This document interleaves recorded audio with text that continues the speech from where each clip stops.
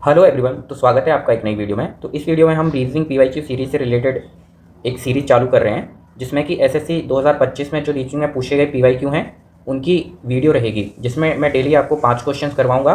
तो ये वीडियो आपको डेली आपके पास आती रहेगी। तो अगर आप इस वीडियो को देख रहे हो तो चैनल को सब्सक्राइब कर लो, जिससे कि आप डेली वीडियो देख पाओगे, जिसमें मैं आपको ईजी तरीके से, शॉर्ट तरीके से कैसे क्वेश्चंस को सॉल्व करते हैं, कैसे क्वेश्चंस के अप्रोच करते हैं, वो सभी मैं इस वीडियो में आपको बताने वाला हूँ।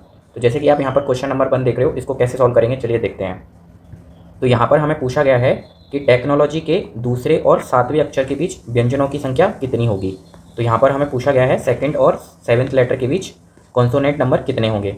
तो यहाँ पर सेकंड नंबर क्या है हमारे पास ई, और 7th नंबर क्या है हमारे पास एल। तो इनके बीच में कितने नंबर आ रहे हैं? 4, सी एच एन ओ। तो यहाँ पर हमें पूछा गया है व्यंजन। व्यंजन मतलब कि यहाँ पर ये ओ क्या होता है? स्वर। तो यहाँ पर इसको काउंट नहीं करेंगे। तो इसके बाद कितने नंबर बच जाएंगे? 3 बच जाएंगे। तो इसका क्या आंसर हो जाएगा? Option number A correct answer हो जाएगा, क्योंकि यहाँ पर हमारे पास स्वर क्या होते हैं? ए ई आई ओ यू, ये हमारे पास स्वर होते हैं। तो यहाँ पर इसको ओ को हम यहाँ पर कैंसिल कर देंगे। इसके बाद हमारा आंसर क्या हो जाएगा? यहाँ पर 3 इसका राइट आंसर हो जाएगा। इसी तरह से नेक्स्ट क्वेश्चन करेंगे। यहाँ पर आप क्वेश्चन नंबर 2 देख रहे हो, इसको कैसे सॉल्व करते हैं चलिए देखते हैं। तो ऐसे क्वेश्चन को करने का तरीका रहता है, या तो आप पूरी सीरीज फाइंड कर लो, और दूसरा तरीका होता है कि आप ऑप्शन के थ्रू चेक कर लो। ऑप्शन के थ्रू जाओ, ऑप्शन को एलिमिनेट करो, उसके बाद आपका आंसर जल्दी आ जाएगा। जैसे कि आप यहाँ पर देख पा रहे हो, ये हमारे पास 3 लेटर दिए हुए हैं, सब में 3-3 लेटर दिए हुए हैं। अगर हमारे पास इन तीनों लेटर का कोई भी डिजिट अगर अलग अलग आएगा तो हम वही वाला चेक कर लेते हैं। बट जैसे कि आप यहाँ पर देख पा रहे हो, इसमें फर्स्ट में एक्स एक्स एक्स सब में दिया हुआ है, तो ये अभी हम फिलहाल के लिए छोड़ देंगे। तो लास्ट के 2 वाले हम चेक कर लेंगे। तो जैसे कि आप यहाँ पर देख पा रहे हो, सेकंड वाला चेक करेंगे हम यहाँ से। तो डी के बाद जी जे एम। तो यहाँ पर डी का कितना नंबर होता है हमारे पास? डी का होता है 4 नंबर, जी का होता है 7 नंबर, जे का होता है 10, और एम का होता है हमारे पास 13। तो कितना इंक्रीज़ हो रहा है? 3 इंक्रीज़ हो रहा है। तो यहाँ पर 13 के बाद क्या आ जाएगा? अगला नंबर 16। तो 16 पे हमारे पास क्या होता है? पी होता है। तो यहाँ पर आप देखोगे कि पी किस में है? पी यहाँ पर ए ऑप्शन में है, सी ऑप्शन में है। तो यहाँ पर हमारे पास बी और डी आपके पास कैंसिल आउट हो जाएंगे। तो अब हमारे पास 2 ऑप्शन बच जाएंगे यहाँ पर। इसके बाद नेक्स्ट वाला चेक करेंगे।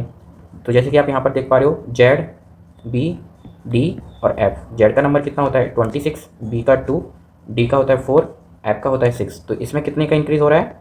2 का। 2 का इंक्रीज़ हो रहा है इनमें। तो यहाँ पर इसमें भी 2 इंक्रीज़ हो जाएगा। तो अगला नंबर क्या आएगा? 8।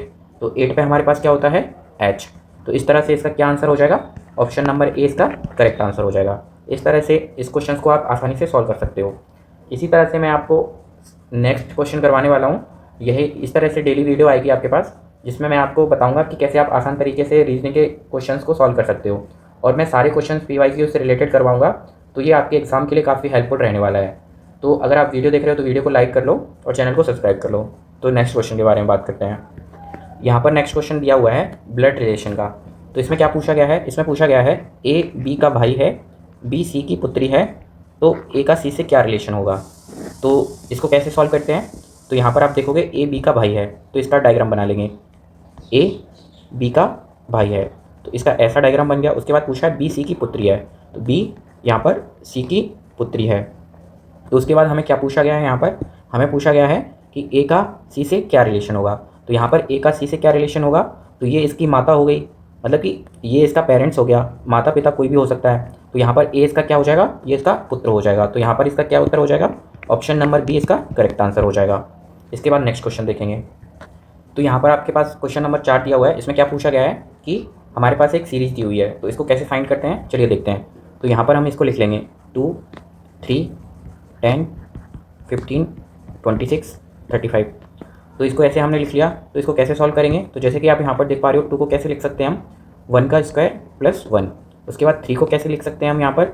2 का स्क्वायर माइनस 1। इसी तरह से 10 को क्या लिख लेंगे हम यहाँ पर?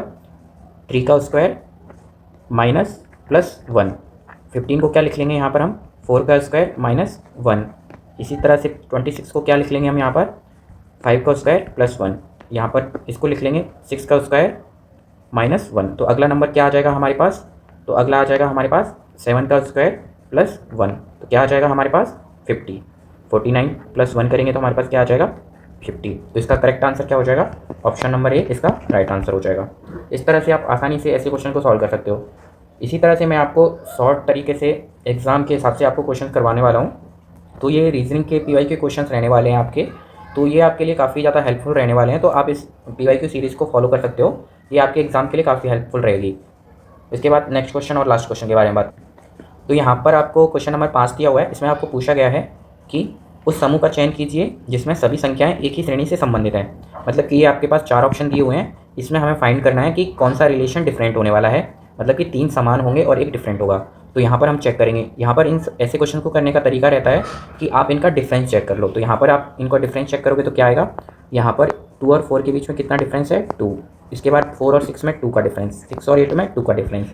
इसी तरह से 3 और 6 में 3 का डिफरेंस है, 6 और 9 में 3 का डिफरेंस है, और 9 और 11 में 2 का डिफरेंस है। इसी तरह से 5, 10 में 5 का डिफरेंस, 3 का डिफरेंस, और यहाँ पर 8 का डिफरेंस। इसी की तरह से यहाँ पर 7 का डिफरेंस, और ये यहाँ पर कितना हो जाएगा 12, और इसके बाद यहाँ पर कितना हो जाएगा 12। तो जिस तरह से आप देख पा रहे हो यहाँ पर सब में डिफरेंस अलग अलग आ रहा है, केवल ऑप्शन नंबर 1 ही है ऐसा ऑप्शन है जिसमें तीनों डिफरेंस सेम आ रहे हैं। तो इस तरह से इसका ऑप्शन नंबर 1 क्या हो जाएगा, करेक्ट आंसर हो जाएगा। तो जैसे कि आपने यहाँ पर देखा, मैंने आपको 5 क्वेश्चन करवाए, तो ये पीवाईक्यू क्वेश्चन है। इसी तरह से आपके पास डेली वीडियो आएगी, तो आप इस पीवाईक्यू सीरीज़ को फॉलो कर सकते हो। साथ ही साथ आपको ये भी बताना है कि आपके 5 में से कितने क्वेश्चन सही थे और कितने क्वेश्चन आपके गलत हुए थे, तो ये आपको कमेंट बॉक्स में बताना है। साथ ही साथ आपको अगर आपकी कोई भी क्वेरीज हो वो आपको कमेंट बॉक्स में बताना है कि अगर आपको कुछ सजेशन देना हो तो वो आप कमेंट करके बता सकते हो।